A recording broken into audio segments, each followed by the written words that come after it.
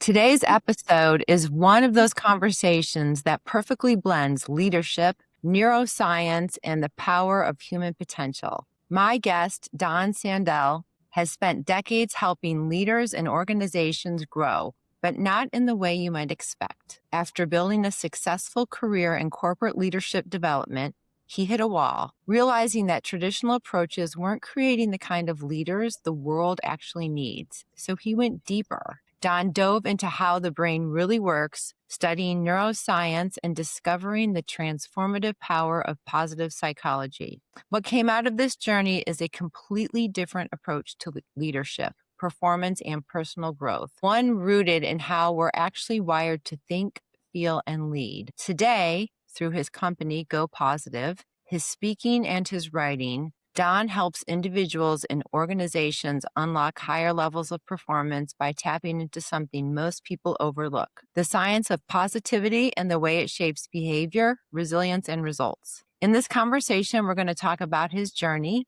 the biggest challenges he's faced in business, and what he's most excited about right now, and of course, how AI tools might fit into a space that's fundamentally human. This is a powerful one. Let's get into it.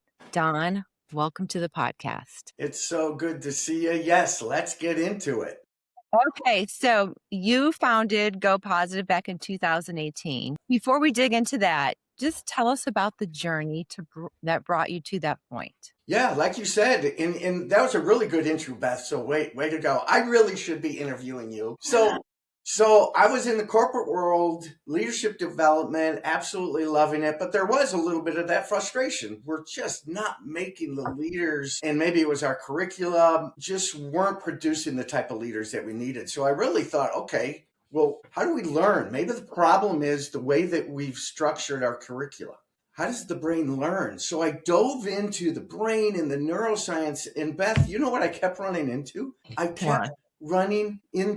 It almost sounds contradictory. I kept running into positive psychology research because positive psychology research is so rooted in the neuroscience in the brain. Fell in love with it, and then dove in and have spent almost 15 years doing this research. And so when you stumbled into that, was that like a big aha moment, or was it a little bit of a slow burn as you kept seeing this over and over again? I love that question. I'm going to say it was more of an epiphany, more of an aha moment, because we've all heard through our lifetime, be more positive, don't be so negative. We've all heard that, but we never really understood the why. What I was discovering was, okay, I had this experience that positivity has a positive outcome payoff. Positivity is good for us, the people around us. It produces these positive outcomes, but never really understood the why. And that's the beauty of all of this research since really probably 1998. All of the research, the evidence-based research that basically says this is more than just a nice thing to do. This is more than a social virtue. Our physiology literally changes when we're happy, optimistic, and positive.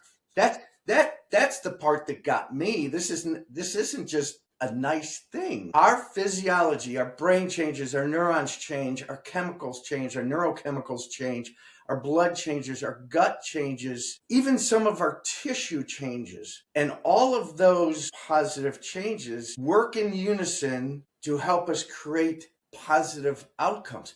Why would you not put in the effort to default to the positive more often than defaulting to the negative, which, by the way, we are.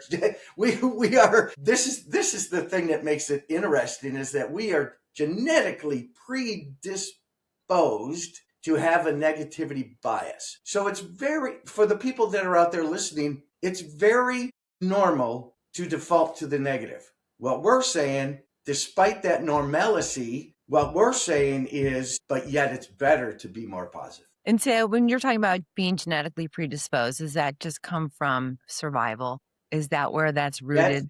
That's wonderful instinct. You're exactly right. What's the primary function of the human brain? Primary function, as you said, primary function of the human brain is our survival, not our life satisfaction. Brain doesn't really care about that, right? Brain is always out there scanning for danger, negativity, and threats. Right? So we have this predisposition. We have a brain that's always looking out for the negative, right? So that's good in terms of our long-term survival as a person, but as a species. It's always looking for danger. The problem is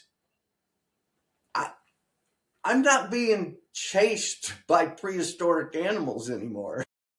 Thankfully. So our negativity comes in the emails or comes in social media or comes in the media these days. That's where we're bombarded by this negativity, and the brain just grabs a hold of it. It goes, okay, that's where there's a threat. That's where there might be some danger. And it doesn't focus on our life satisfaction. And that's our job. Now that we know that, we can be more intentional and go, wait, hold it. There's a value in me focusing on my happiness. There's a value to me focusing on my optimism and my positivity, because our physiology literally changes and we are better when we're happy, optimistic, and positive. So once you really started to understand this mind-body connection, how did you then start to apply it to leadership? Yeah, well, I started to integrate some of these concepts into our curricula. Who do you want to report to? A more positive leader or a negative leader? Who are you going to put in that discretionary effort, that engagement for? A more positive leader or a negative leader, right? We coach, catch them doing something good. Don't go out of your way to catch them doing something bad. Give the positive reinforcement. That's going to adjust behavior. So I started to integrate it into some of our leadership development curricula. We also had open enrollment courses just in terms of training and development. And I created a workshop that I called Positive Performance. It ended up being the only workshop that had a waiting list of people to get into it. And people loved it. And the class was always full because it was so applicable to work, because we perform better at work when we default more to the positive. But it helped with the rest of our lives as well. So eventually, internally, when I was in the corporate world, I started to be requested to speak at internal conferences, then global conferences, then external conferences. And just based on the reaction of people to the research, not to me, to the research. And people had these epiphanies going, I wondered why. Well, I wondered why in my life I was always better when I was happier. And people started to have these epiphanies based on the research, based on the evidence, duplicated studies. And I said, there's something here. And I'll wrap up this point with this. You know, you'll see, Beth, and maybe you discovered this in your life too, but people that are in the leadership development space or the training space that I was in, a lot of them eventually want to go out on their own. They've done the corporate thing. They want to go out on their own. And I was probably part of that. But I was not just going to be another leadership development guy or training guy.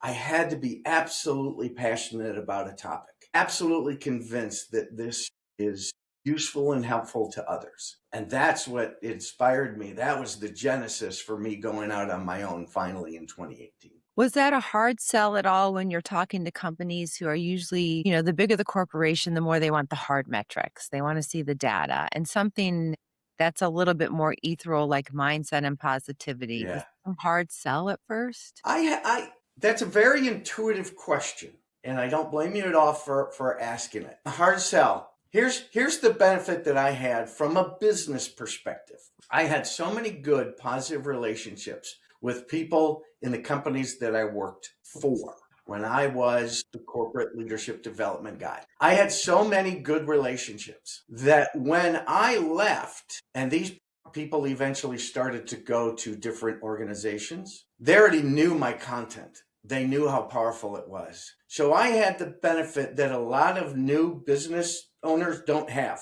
I had those relationships. I had that now. This is a perfect example of one of the things that we'll get into is what are the interventions that make us more happy, optimistic, and positive, right? And I say this to audiences all the time, especially younger audiences. Your key success factor will be your ability to build positive, authentic relationships. Right, Beth? Your successes, anybody you know that's really successful, it was positive, authentic relationships that they could cultivate, that they could leverage, that brought them more joy and happiness. So when I left Q1 of 18, I had built-in clients who already knew my stuff. So in a way, Beth, I really didn't have to convince people, to be honest. And now many of those executives have now gone on to other companies. So now I'm ensconced as a business person. GoPositiv is ensconced in, 25, 30 different companies where they go, oh, we want to work on this, that, or we can go into that, but we want to work on this. We want to fix this. What's the solution? Well, let's start with GoPositiv. So you had the relationships, which is huge, like you said, when you're thinking of starting out and venturing out on your own. So since that part felt pretty solid for you, what was the scariest part about going out onto your own for you? It was just the unknown. Mm-hmm. When I had such a good job and I had such good relationships where I was, telling my family, my buddies, my kids, my wife, that I'm leaving this great gig, knowing that the first couple of years are going to be tough. So it was less about, to be honest, it was less about my anxiety. I didn't feel a whole lot. Mm-hmm. I just felt, believe in it, go after it. That was it. Believe in it, go after it. And when those feelings of doubt or anxiety came in my brain, I reframed. Believe it, go after it. The challenge was the wonderful people that I was surrounded by. My buddies, when I go start my own business and this is what it's going to be, you're nuts. You're nuts. And there was healthy, loving skepticism. In a way, that was their problem, not mine. I believe in it. I'm going after it. I've seen how it worked internally, so let's go. So during this journey, was there ever a time when you really struggled to take a dose of your own medicine? When you were kind of down and you were like, struggled to kind of utilize these very tools that you knew? Yeah, of course, because I also am predisposed to a negativity bias. Everybody on this call, everybody who's listening is disposed to a negativity bias. And that's a good thing because that's the way our brain functions, right? It's about survival, as you brought up earlier. So that's okay. I have bad days. I wake up cranky. I might even wake up negative sometimes. One of the things that I always say, either in my workshops or I say from the stage when I'm keynoting, is we do not advocate that you must be happy, optimistic, and positive all the time. And Beth, thank you for bringing up that question because it's important that I say this. Sometimes people grab a hold of this or they'll read my articles or listen to me speak. And I don't want them to get the wrong idea that, my gosh, I've been negative for 2 days. Well, sometimes we are. Sometimes I am. The point is that we want to default to the positive more often than we're defaulting to the negative. The point is that we will create more positive outcomes when we have a positive mindset. No question. We are physically different when we have that positive mindset. But at the same time, things in life happen, bad things, crappy things. The idea is to turn tragedy into triumph. The idea is not to get caught up in this moment, in this activating event, and go down this downward spiral. Feel what you feel, experience what you're experiencing, but then eventually go back to that upward spiral. Eventually, ask yourself a growth mindset question like, okay, how can I learn from this experience? How can I grow from this experience? Then you can start that upward spiral. So feel what you feel. You're going to have bad days, but try to default to the positive more than you're defaulting to the negative. So let's talk a little bit concretely about what working with GoPositiv actually looks like. You mentioned that you do keynote speaking, and then also you work small groups, large groups. Tell everyone kind of what the options are if they're working with you. Yeah. First of all, we're going to have a great conversation because it's just going to be like this. Don, what's the value? What do you offer? Right? And a lot of it is solutions to team building, solutions to engagement. So we have 5 workshops, and none of these will be a surprise to you. Positive leadership, positive change, positive resilience, my original foundational workshop, positive performance. And then we have, and this has been, I'll tell you which ones have been popular lately, and again, they won't be a surprise to you, Beth, is positive purpose. And it's really not purpose, it's positive. It's really vision. I work with a team to help them team build But then the output is we work together to write the team vision. What is it that we're going to be, and what is it that we're going to accomplish in the next couple of years? And we all get together and we do these exercises to create positive purpose, which is really positive vision, but I like the alliteration, so I kept purpose. So I've got those 5 workshops, and they're from an instructional design perspective, they're really, really well done. They're very interactive. We have pull through. We do pre-work. We make sure that there's learning transfer, and they're very, very powerful. And every single one of them has the red thread of positive psychology woven throughout. The most popular ones recently, probably the most popular, has been positive change, because the world is changing so fast, right? So it's not, Beth, it's not even managed change anymore. That's so 1995. If you just try to manage change, it's going to run you over. Yeah. We say it's coming. And it's coming faster than ever, mostly because of our new digital world, mostly because of AI. Change is happening faster and faster. Well, we need to start getting comfortable with it. In fact, we need to start going, all right, here it comes. Let's go. How do I leverage change? How do I turn it into a positive? When a company first reaches out to you, do they typically have in mind one of the workshops that they want you to run? And then if that's the case, have there been times after you've maybe spoken to them where you're like, you know what, that's not really the problem here. I think we need to focus on something else. Yeah. In fact, to the point where I might even say, I don't have the solution to that problem. But because I've been in the training industry for so long, I know who does. And that doesn't happen that often, because most people kind of by now know those workshops, or heard or talked to somebody, talked to another executive. But there might be some occasion where I'll even go, I don't have that solution, but let's talk about who does, and I'll make the connection.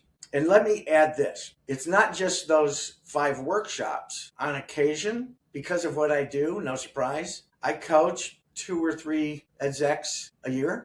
I probably can't squeeze in any more than that, so 2 or 3 a year. And then, of course, there's the keynotes. In fact, last week I was in Buffalo, New York for the first time, and it was cold, but it was wonderful. I got a chance to really, really share with this group of leadership development experts kind of that power of positivity. And it was wonderful. It was a hoot. It was so much fun to do. So sometimes you're talking to the company as a whole, and then sometimes you're more focused on the leaders. What do you think separates a good leader from really a truly transformational one? Where they put their focus. We've all had leaders where they just couldn't help themselves. The focus was them. The best leaders are the one that focus on the people that they lead. And sometimes that's just an experience and maturity thing, right? But sometimes, it can even be an older leader, an older executives who's been doing this for decades, and still their focus is on themselves. One of the things that I work hard with the people that I coach is making sure that their primary focus is on the people that they lead, and that they put together a great team. Well, you put together a great team, y'all are going to do some great work. And if someone was listening today and they wanted to start being a better leader, like right now, ASAP, building a good team can take some time. But what shift should they make? Would it be just shifting the focus from themselves, or is there something else that you think is more immediate? I would say, yeah, make sure that you're catching yourself and you're reframing, that you're really focused on them. The other thing that I would do is I'd have a conversation with the people that I'm leading. How do you want to be led, right? So give me some feedback. Give me some feedback about how I'm doing.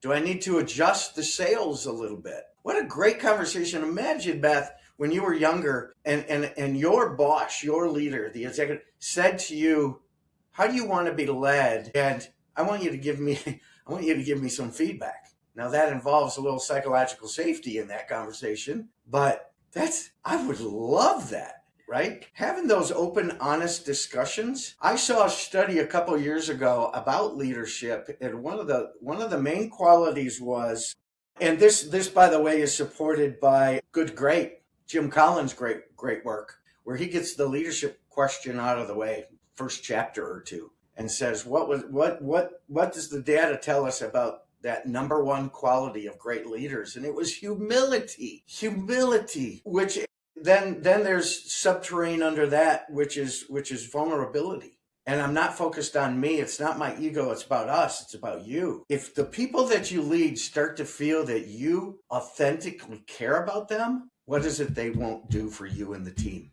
Not much. Do you think that there's a type of organization or industry right now that is ready for this work in a way that maybe they weren't a decade ago? I don't know about industry.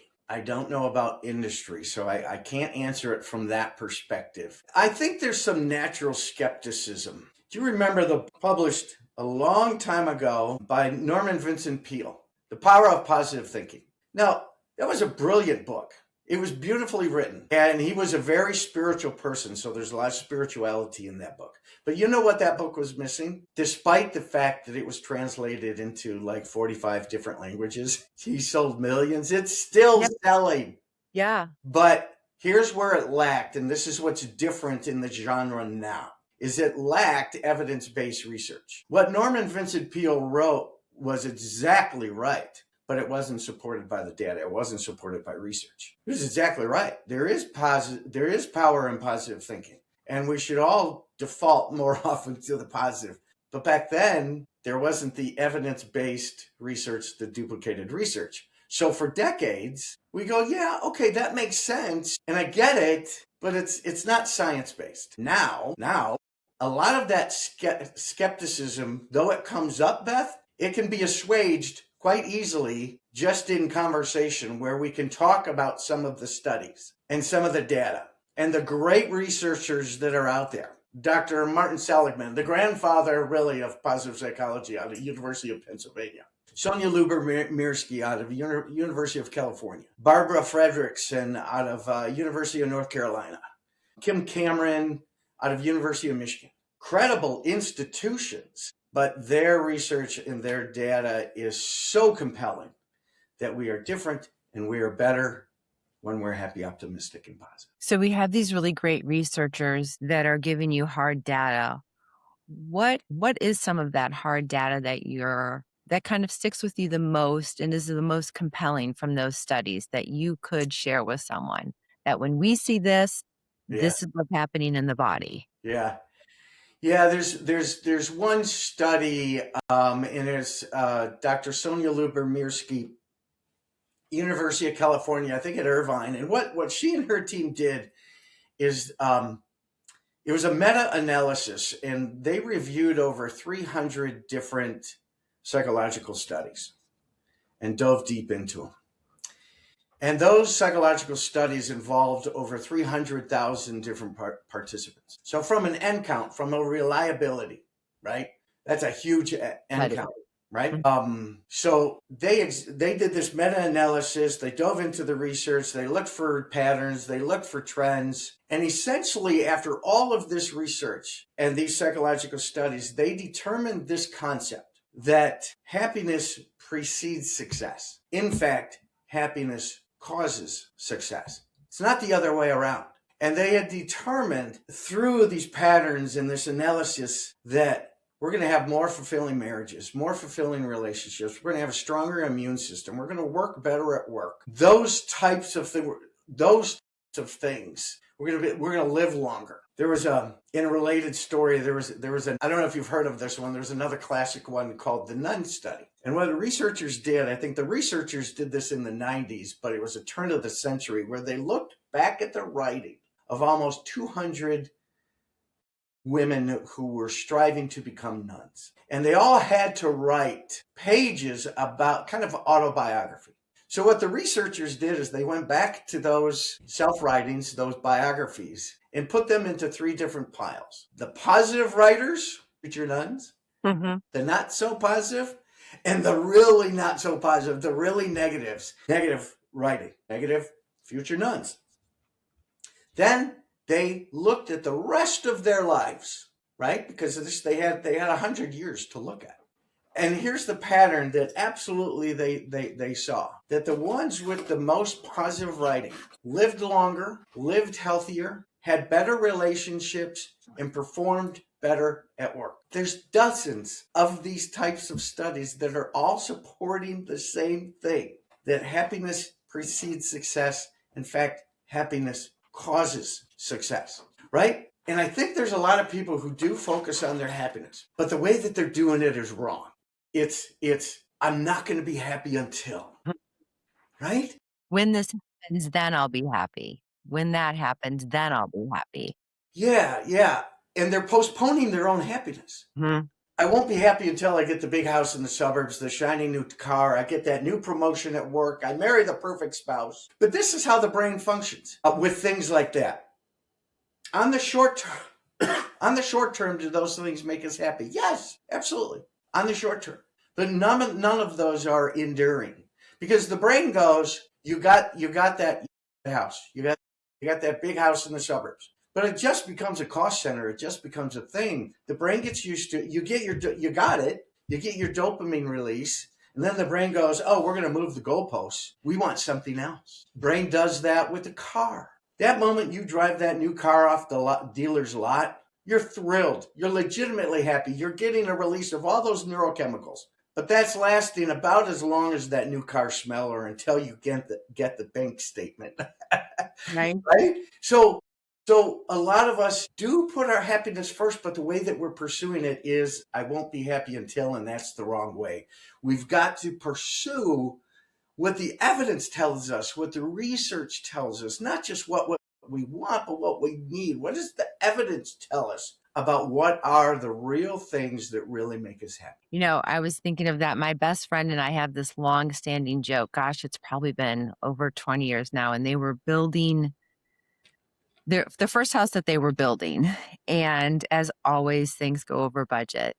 And she wanted this really expensive vacuum cleaner, and her, as I said, that they were already over budget, and she said, if I get this vacuum cleaner, then I'll be happy. And she meant it truly in that moment. And so now that's our joke back and forth. Like we catch ourselves, you know, in these moments when I was like, really? That's what's going to make you happy is the pricey vacuum cleaner. And so that's our little go-to now I when love we it. catch ourselves in I that love it. little hamster wheel about that.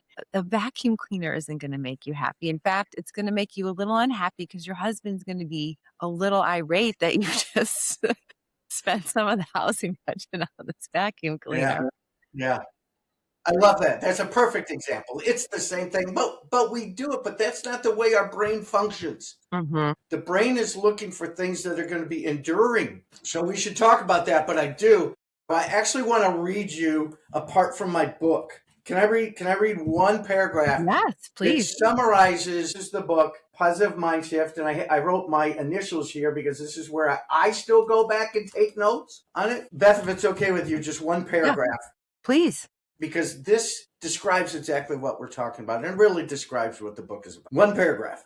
And so I've coined the phrase positive mind shift to describe what you must do to adopt the evidence-based suggestions posited in this book. For too long, we have permitted the waves of negativity to wash over us without pushing back. Instead, we need to build solid and trusted psychological breakwaters accessible when we need. For too long, we have accepted the yoke of evolution to dictate our reactions and our responses, never realizing we have a choice in the matter.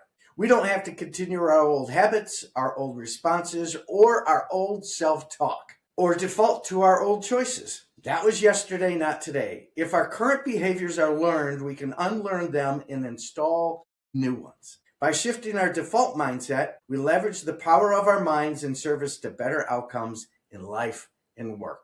That summarizes all of my research. That summarizes the book. There you go, people. That's it. That's it in a That's it in a nutshell. nutshell.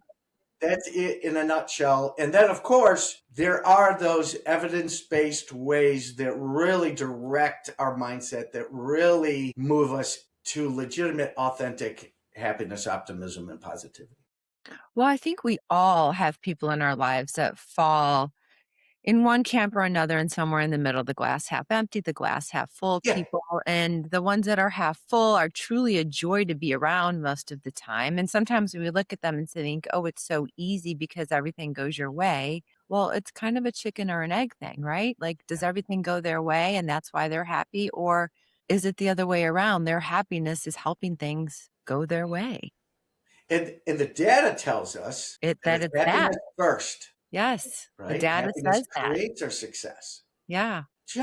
I was coaching somebody the other day, and they were desperate for a promotion. And they already had a good gig. They already had a beautiful wife and kids and all of that stuff. But desperate for that promotion.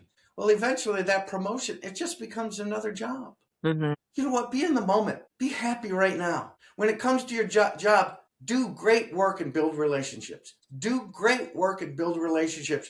That's what you need to do. You already got everything. And if a promotion comes, fantastic. If it doesn't, focus on the stuff that's important. So you made this big shift, you took the leap. There were a lot of pieces in place that made that feel less scary for you. We talked a little bit about, maybe the one struggle was explaining it to the people around you and making sure that they all felt good and safe in this. Yeah. But is there something on your desk right now that is a struggle, something that you're working through from a business perspective right now? Yeah, I'm not a tech person. And anybody who knows me now is laughing because I'm admitting what we all know.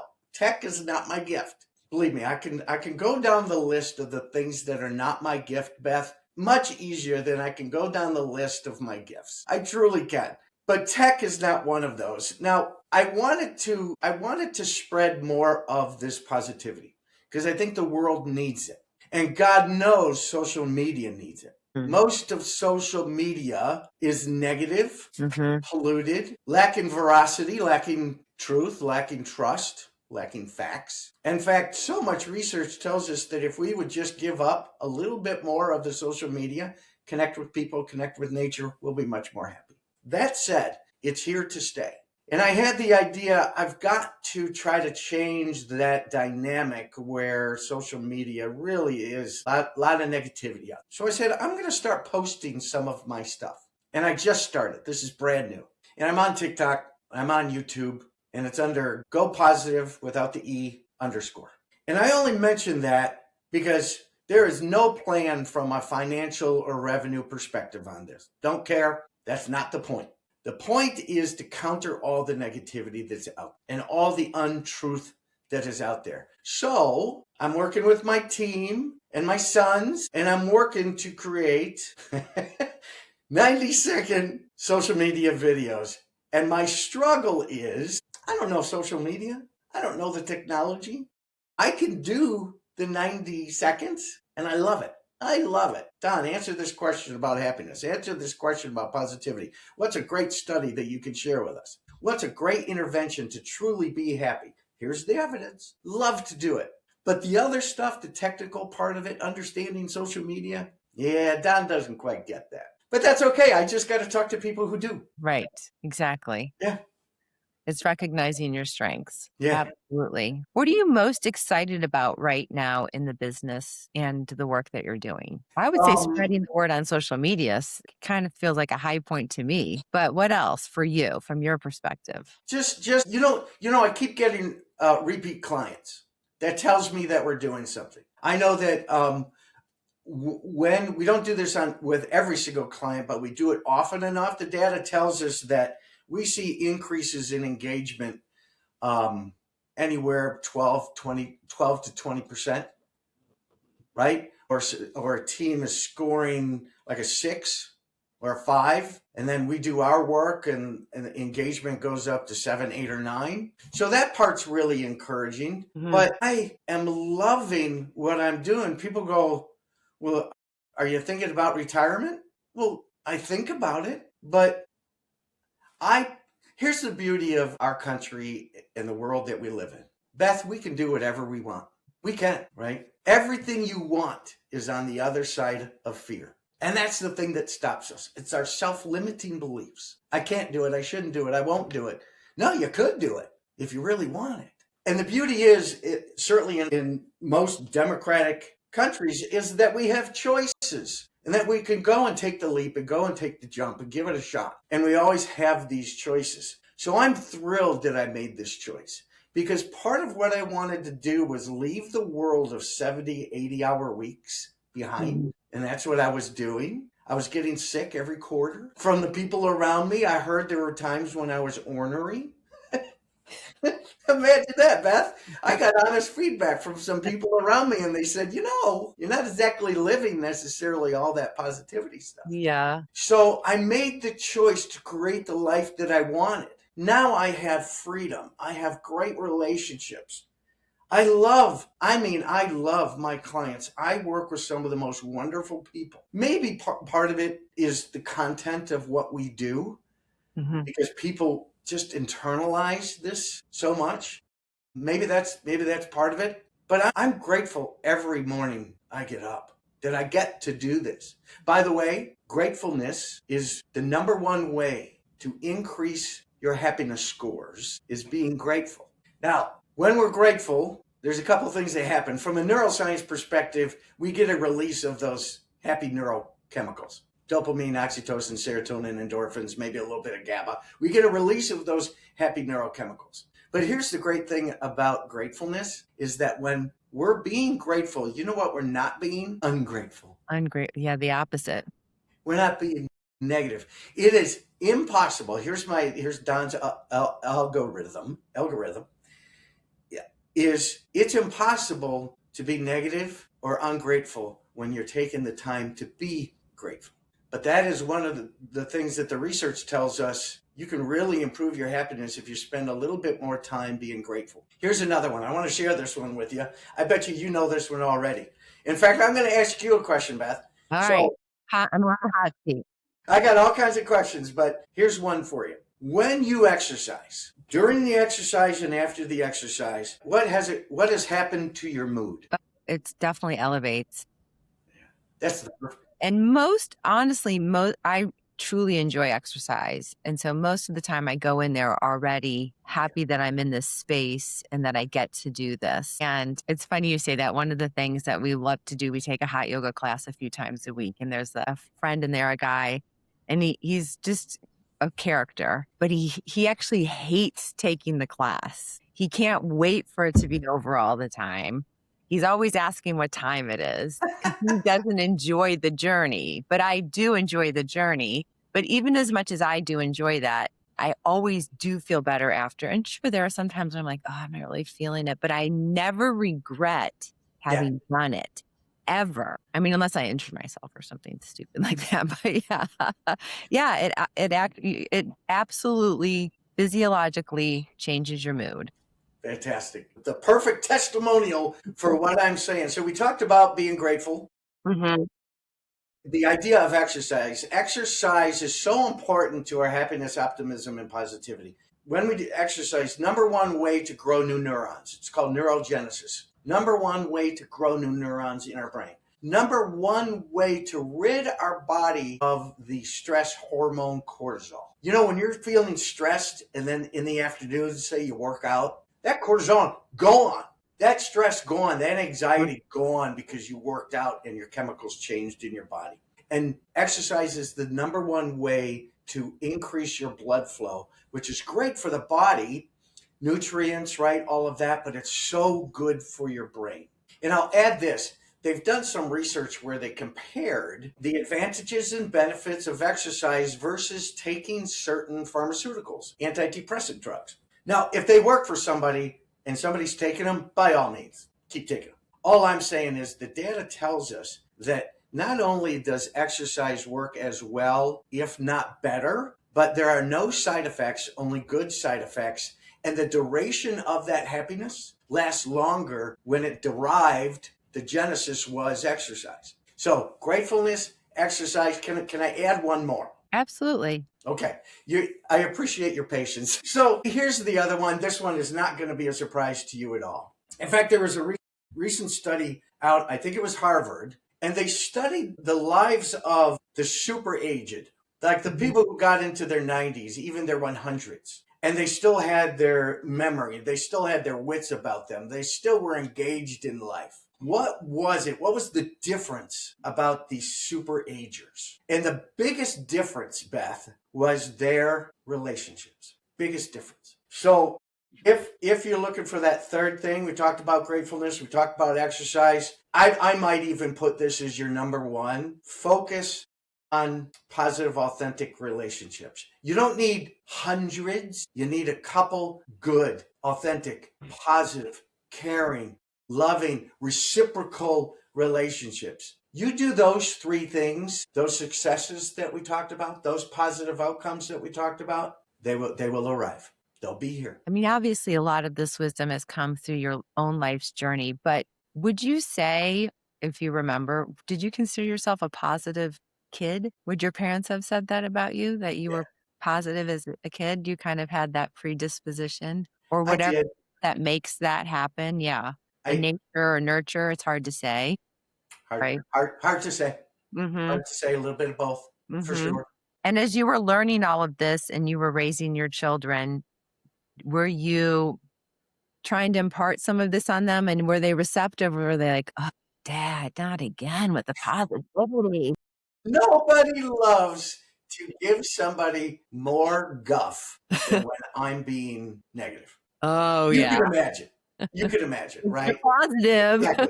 right? Exactly. Especially my kids. No, I'm so blessed and I'm so lucky and I'm so grateful. Both my sons are absolute gentlemen. Yeah, there was a lot of that, but I think, both of them just kind of naturally grabbed a hold of it. Both of them are positive people and they're creating positive outcomes. With each of them, they were teenagers, so there was that time with each of them where they're going, "Oh my God, my dad is so dumb." He It's knows amazing once nothing. they got into their 20s, Beth, how smart I got. You learned so much in those couple years, didn't you? Yeah, yeah, and we know that that's gonna be the trajectory with kids, and especially getting teenage boys through that, yet it still can catch us a little off guard sometimes, Yeah, for sure. yeah. Kind of looking forward to the future, where do you see leadership evolving over the next 5 to 10 years? I really hope that it does. Leading by fear, leading by consequence only builds resentment. So I'm really hoping that leadership is more thoughtful, more focused on the people that we lead. That's what I really hope. The other thing is leaders really are going to have to be change agents and understand how to leverage change. Because right now, it's pretty easy to respond to change negatively. But as a leader, everybody's watching you. Your team is watching you. And they will mirror, right? Leadership defines the culture. They will mirror you as a leader. So you kind of got to manifest, you kind of got to model the behavior that you hope to see. Well, isn't that something that we wish a lot of people could be hearing loud and clear right now? Yeah. It is a good message. I think it was Gandhi who said, "Be the change you want to see in the world." Mm. Right? Or Aristotle, "We are what we repeatedly do." Then what are you doing? What are your actions? What are your words? What are people seeing? We need to be a little bit more thoughtful as leaders, as parents, as friends. We need to be a little bit more thoughtful about what we are putting out there. And I'll just go back to what I started at the beginning. Happiness, optimism, positivity creates success. It's not the other way around. Focus on your happiness. And I'll throw this parenthetical in there. Without you even asking, I'm going to throw it in there. Here's the parenthetical. When I say pursue your happiness, people go, "Ooh, that sounds kind of selfish." Nope. The data tells us that the people who are happier are also more unselfish, are also more philanthropic. Another thing to pursue your happiness, acts of kindness. Do more acts of kindness, more community service. Those same happy neurochemicals that you get when you're happy, optimistic, and positive, when you're doing exercise, when you're being grateful, when you do acts of kindness, you get the helper's high. You get those same happy neurochemicals. I'm sure that when you've volunteered and donated your time, Beth, that you felt really good about yourself. That was Mhm. those happy neurochemicals. Yep, I know sometimes I almost feel guilty if I'm doing something because I feel like the reward I get back feels greater to me than the the act that I've done. And then I start to question, gosh, did I even really do this for them in the first place? Or was this all about me? Because you do feel so good after that, after you Yeah. do something like Yeah. They that. call it the helper's high. Keep doing it, Beth. Doesn't matter. Keep doing it. You work in a space that's so deeply human, connection, emotion, mindset. So where does AI fit into all of that for you? Yeah, we're still digging into that. It's AI is so fascinating, and as you know, it's ubiquitous. It's everywhere. And I use AI right now to confirm what I'm doing or to substantiate what I'm doing or talk about adding to productivity. I've been doing this research for a long time, so I literally have file folders on the other side of my office. I have file folders of these articles, these early articles about positive psychology or neuroscience or neurons, all of this stuff. I really probably could get rid of those, create a little bit more space, a little bit more happy space, because in terms of productivity, we are so much more productive when we can leverage the AI tools. Mm-hmm.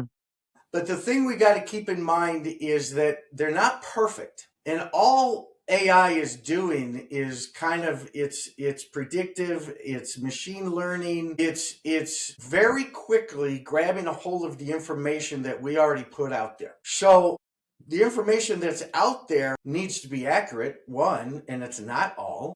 I think the other thing is that we can gain reliance on AI too much, and it's not perfect. I don't know if it ever will be, right? So I would encourage people leverage it because it makes you more productive. But I would also, at the exact same time, encourage people get outside, get off your phone, go talk with somebody, go engage with people. That is going to drive your happiness and therefore your positive outcomes at this point more than AI will. I think AI is incredible, but a little bit like God created the rose, but the devil created the thorns. AI is awesome, but it ain't perfect. Yeah, as you know, my company, Soaring Solutions, we offer AI solutions to practitioners, entrepreneurs, solopreneurs, people in the health and wellness space. And I feel like our greatest success stories comes from when we can help a company reduce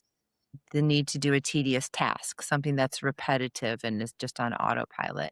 When we can help them gather data and put it in a nice, clear, concise place that they can then analyze themselves, where we can do things that give them back time so Yeah, that they can do exactly what you just said, which is the human connection. And good. especially since I'm working mostly with people in the health and wellness space, that human connection means more time with a patient, with a client, but it can even just be more time for themselves, like you said, just to get back out in nature, away from the computer screen, regain that time. So that's where we find the most success as a company, but where I also feel the most personal success when a client comes back to me and says, it's so great. I'm able to spend 15 more minutes with a patient now because I have this tool that we're utilizing, Yeah, or our office staff is less stressed because we've created something that really minimizes some of this repetitious things that we can help automate for them. But it's like you said, it's a balance, and over reliance on it can be problematic. And I feel like its greatest strength comes when it gives people the time to be human again. That's where AI shines. that is so wise. So I want to encourage everybody because of that wisdom to reach out to Beth and leverage the tool in a very wise and thoughtful way. I love that the way that you're leveraging AI and for your clients is that it's going to give people more time to do the things that we've been talking about for the last hour. Connect more with people, get outside, maybe exercise more because I've become that much more productive. Beth, that is brilliant. Good for you. Well, thank you. And if you could hand off one more project, tool, task off of your plate from a business perspective right now and hand it over to AI, what would you love to do? What would that be? Help me keep up with the latest research Mm, because the real good research has started in 1998 for positive psychology, but it has improved, and the amount of research arrives so quickly in my inbox that it's tough to keep up with it. So if there was a way to cull that information, look for trends in that information, look for patterns in that information, have it support these 5 or 6 areas that I'm doing research in, that would talk about productivity. That would Great be question. your biggest time saver. Well, Don, this has been such an amazing conversation. And I've been meaning to ask you, why no E at the end of GoPositiv? I had a participant in one of my workshops once he just goes, we got to stop. We get right in the middle of it. We got to stop. I go, what? He goes, it's bugging me. Where's What's the E? deal with no E? It's a very tactical, practical response. When I was looking for the domain name, there was already a GoPositiv with the E out there, but I really like the active verb idea of GoPositiv. Mm-hmm. So I go, well, is there one without the E? So that it's as simple as that. It's my domain name. Gotcha. I'm going to put all of your links in the show notes, but tell everyone the best way to get a hold of you. And also, you referenced your book, Mine's on the Way, hasn't arrived yet, but also tell everyone how they can get their hands on your books and how they could work with you. I love that. And thank you. You could go to the website, GoPositiv without the E.com. That's the most obvious. Again, we're on TikTok and YouTube, and it's GoPositiv_. And I love it when people get the book, and you can get the book wherever books are sold, but probably, honestly, it's so quick and easy just to go to Amazon. That's probably the best. I think my email's in the book because I love it when people send me notes when they've read the book. I've gotten notes from people all over the globe. And you wrote this, or you mentioned this study, or I'm having this challenge. I love receiving emails from people. So by the way, my email is don@GoPositiv. Great. Well, Don, thank you so much. And if you could leave our viewers and listeners with just one simple little tidbit, one little bit of advice with all of this wisdom that you have, if they're just feeling a little stuck, something they could implement really easily to make a shift. Yeah. Here's one they can implement every day. Easy. They just got to kind of adopt this new habit. Researchers tell us that 80% on average of our self-talk is negative. 80%.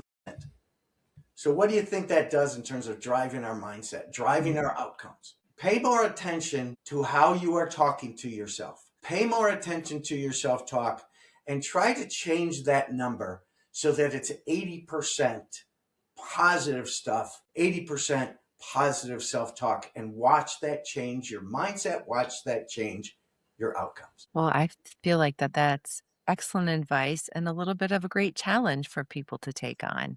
See where you are now, work on it. See where you are 1 week from now, but just by making that small change every day, doing your best, right? Doesn't always flip on a switch, but yeah, keep making progress. Well, and that's the thing is that we've developed these habits, some of us for decades, but if we learned something or we adopted something, we can unlearn it. Yeah. Don, thank you so much. It's been such a great conversation. I hope it leaves everyone just feeling a little more optimistic, a little more in control of their own happiness, and the power of how their actions then can butterfly out and have an effect on everyone else around them. So thank you for the work that you're doing. It makes such a difference, not only for individuals, but really when you're looking at that sort of corporate leadership umbrella, the impact that you can have on many people at a time. Thank you, Beth. It was great to talk to you. Thank you.